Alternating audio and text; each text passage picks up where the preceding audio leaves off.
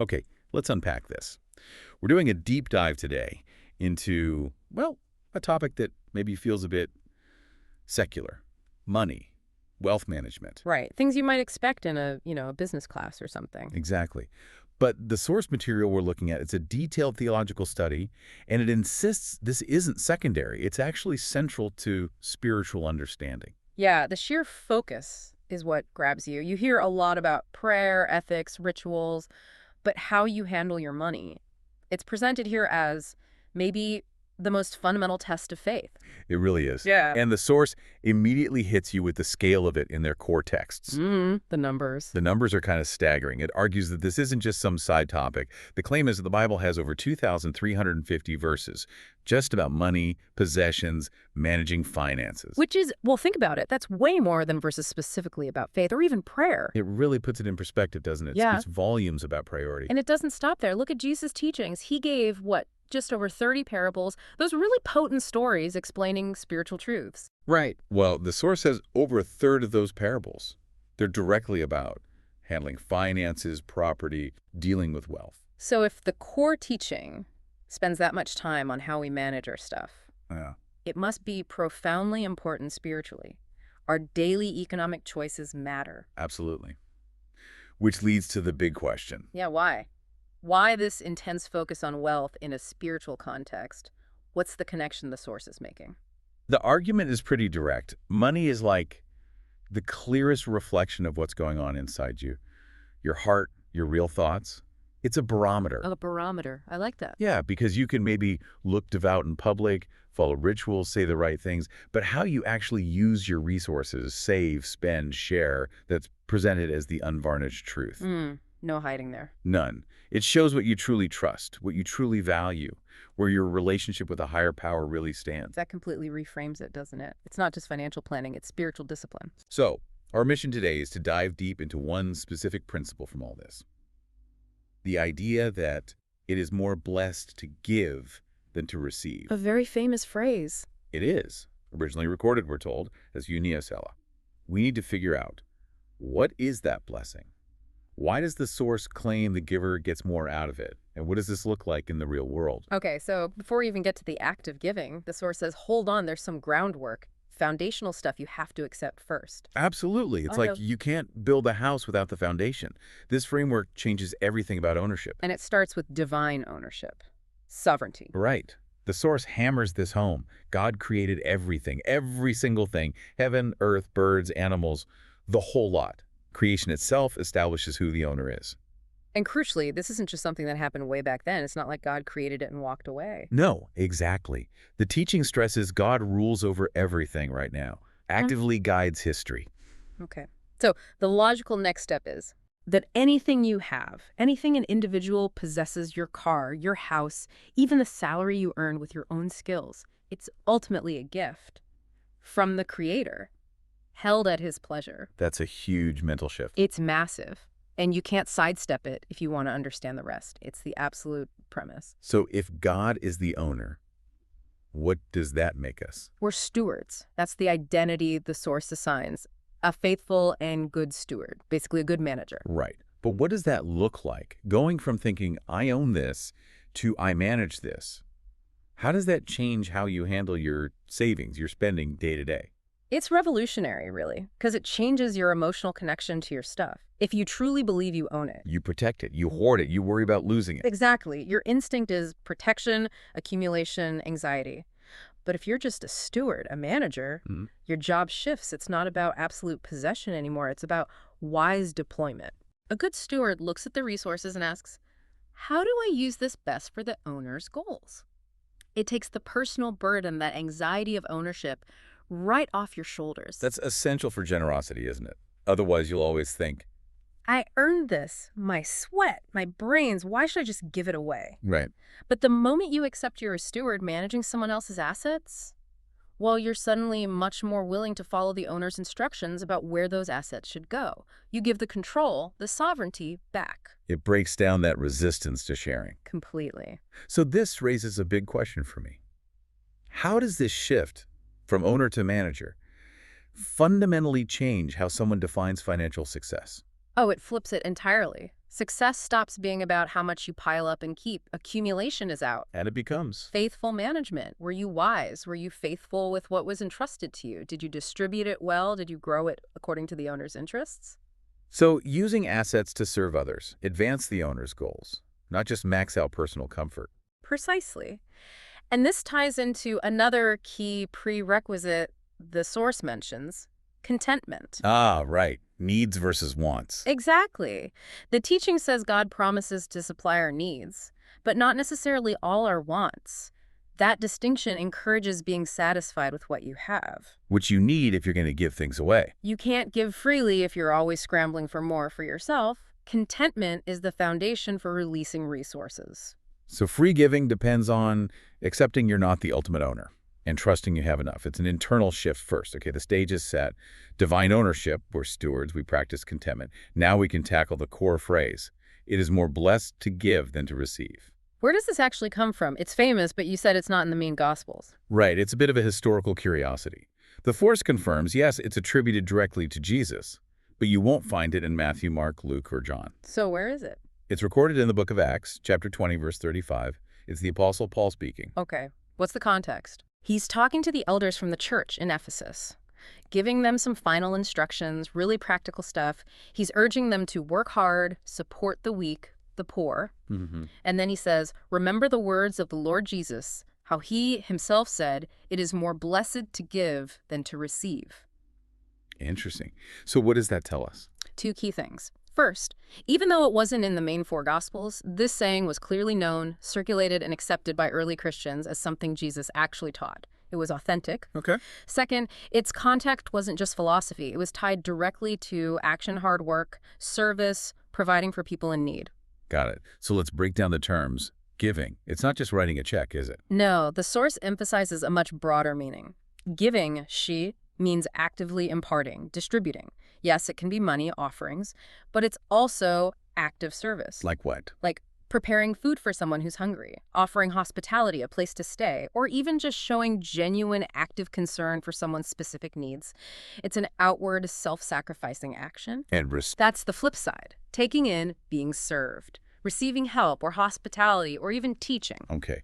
Now, the statement itself, more blessed to give than receive, it really goes against the grain of how the world usually works, doesn't it? Totally. The standard worldly view is all about fairness, balance, self-interest. Like you scratch my back, I'll scratch yours.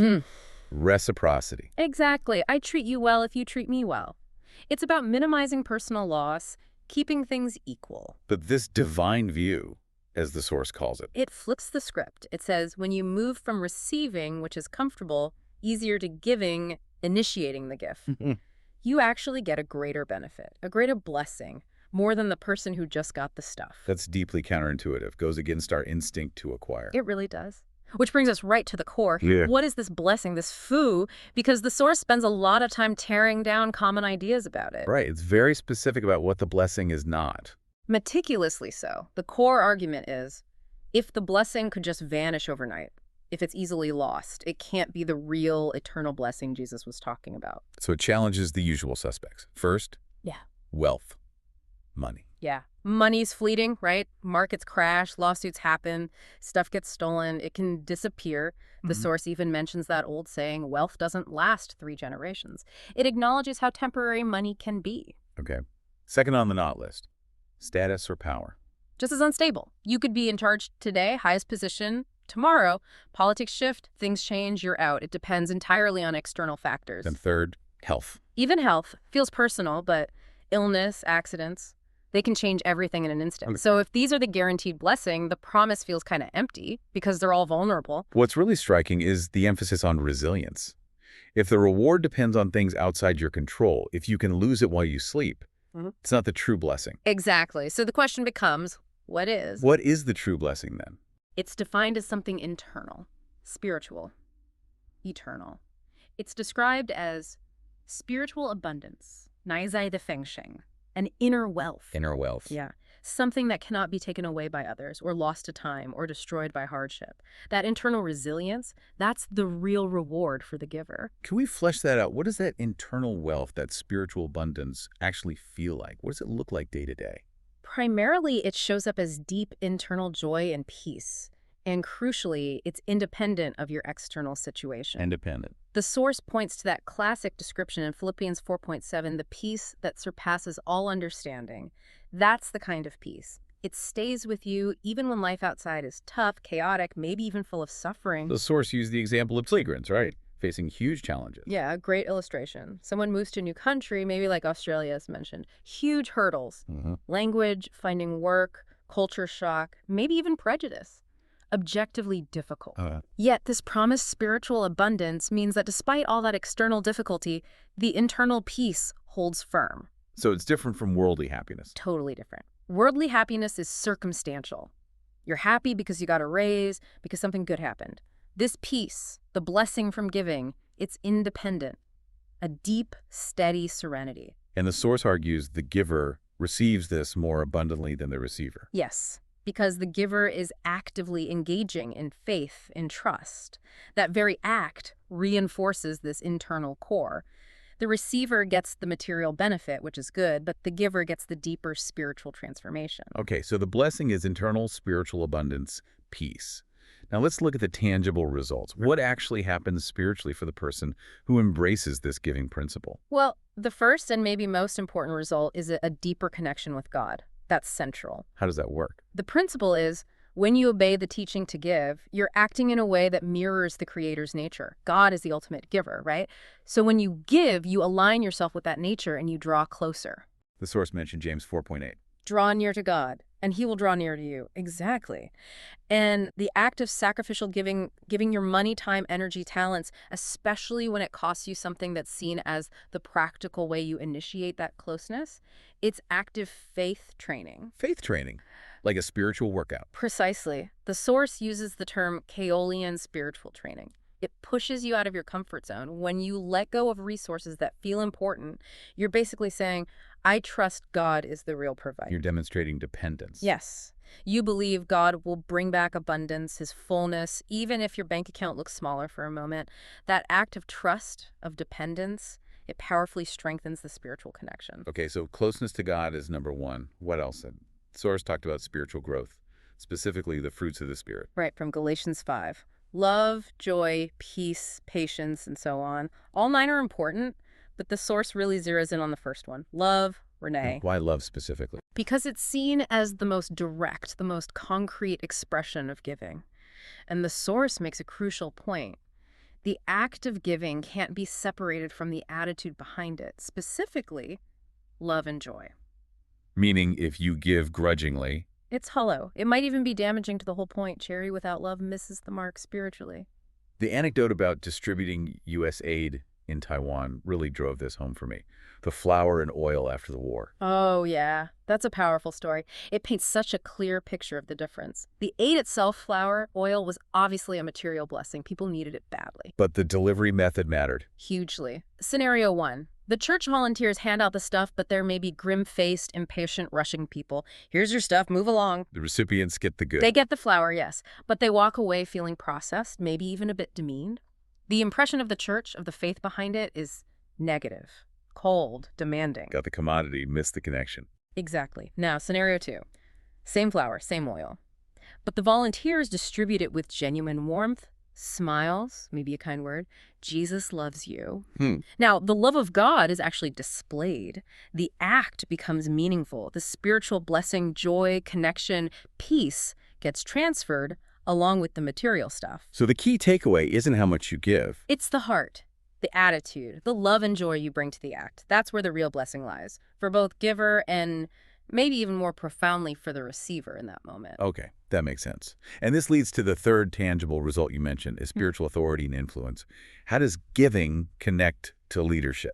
It's presented as earned leadership, not by grabbing power, but through continuous, selfless service. The word used is fushi ministry, service. Like that scripture, whoever wants to be great must be a servant. Exactly that one. And whoever wants to be first must be a slave.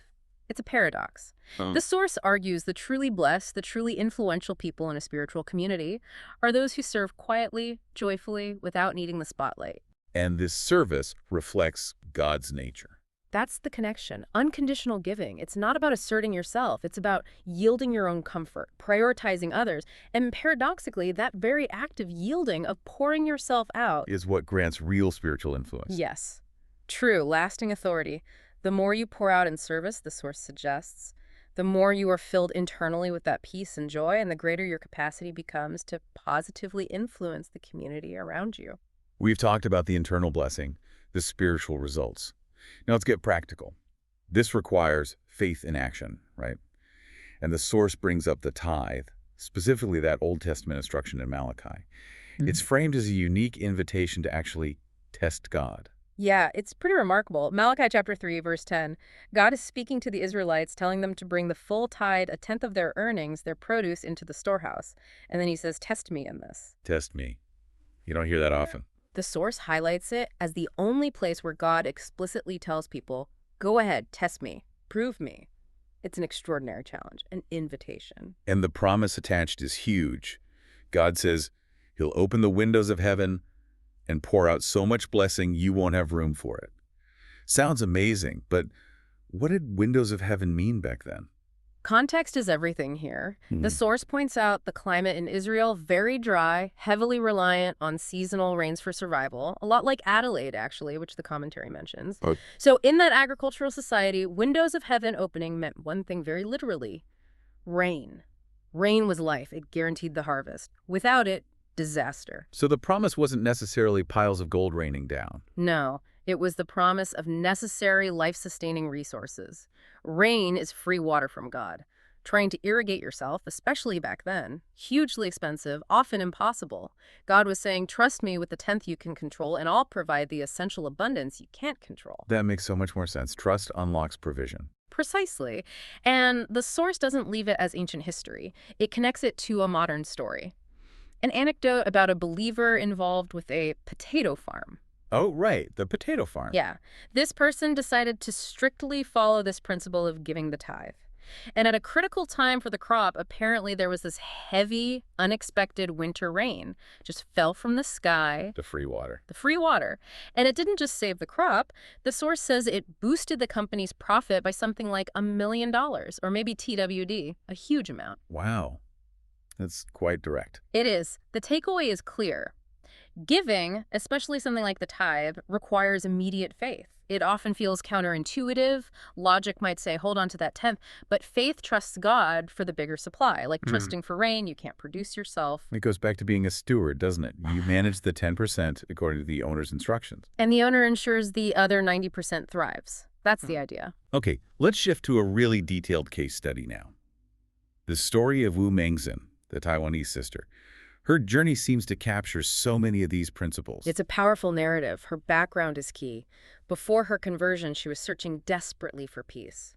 Visited temples all over Taiwan, engaged in those rituals. The ones involving spending real money on symbolic money to burn. Exactly. She described it as this costly transactional system, pouring genuine resources into buying fake offerings, hoping for blessing, but finding no real peace. It felt exhausting and expensive. And then she hit rock bottom. Total crisis. She'd been wealthy, but got set up, lost everything, ended up in massive debt.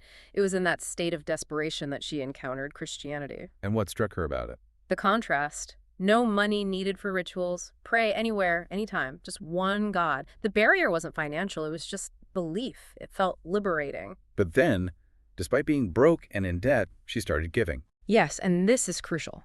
She felt this strong urge to serve the homeless, the JO, providing meals.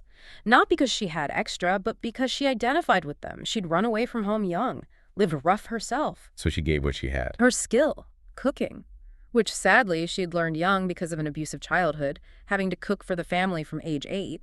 She used that skill, her time, her energy, giving from a place of deep personal deficit. That really embodies the principle. Giving when you seemingly have nothing left. She also started a business. Yeah, on advice from another believer, a frozen food packaging business, Lang Dong Bao.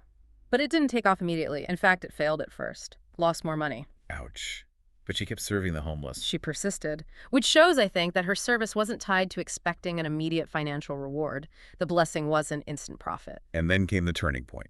Divine timing. as the source puts it. Completely unexpected. 2019, COVID hits. Suddenly people can't easily shop for fresh food. They need convenient packaged meals. And her frozen food business. Soared. Just took off. Demela sold like crazy. Became this huge, unforeseen success. Wow. So what's the takeaway from her whole story? It shows the principle playing out over time. The blessing wasn't instant cash. It came years later, triggered by something totally unpredictable, a global pandemic. But it validated her selfless service during her lowest point. So the blessing is real, but maybe not on our schedule or in the way we expect. Exactly. It arrives in surprising ways on God's timetable. She was a faithful steward of her skills and energy, even when she had nothing materially. And the abundance eventually came, confirming that spiritual truth, serving others, giving yourself, does lead to blessing, first internally and sometimes eventually externally too. Okay, nearly there. Section 5 tackles a really important distinction, the spiritual principle of giving, with its promise of internal blessing. How is it different from other philosophies or religions that also encourage generosity? Many traditions value sharing. That's a key point the source makes. Yes, absolutely. Other philosophies, other religions, they often teach the wisdom of giving. They recognize the practical benefits, better society, good reputation, social cohesion. It's a kind of universal worldly wisdom. But the source says there's something missing. A fundamental element is missing, understanding the source. Who is the ultimate owner? Where does the ability to give even come from? So without God in the picture. Good deeds can easily become about self-merit. Earning credit. The term used is gonglao. You risk falling into self-exaltation. Look at me, I did this good thing, I'm so generous, therefore I deserve good things back. It becomes transactional again, but for personal credit instead of spiritual connection. Exactly. The source argues that perspective misses the point entirely because it ignores God's sovereignty. Giving becomes about boosting your own ego, not about worship or gratitude. So the Christian view, as presented here, frames it completely differently. Profoundly differently. Giving isn't about earning merit. It's simply a response to God's love and grace, which came first, unconditionally. You give out of gratitude because you recognize everything good ultimately comes from Him anyway. Yeah. You're just redirecting His gifts. It changes the motivation entirely. Completely. The source uses that wonderful parent-child analogy. Right, the infant. Yeah. Parents love their baby unconditionally first, right? They don't send a bill for the birth or the sleepless nights or the food. The love flows one way initially. And the baby's response. Simple faith, trust, drinks the milk, eats the food when it's offered. The baby receives first, purely by grace. And the parallel is that believers are like spiritual babies. Yes. Receiving the ultimate gift, salvation, through faith, before they are asked to give anything back, God loved us first. Okay.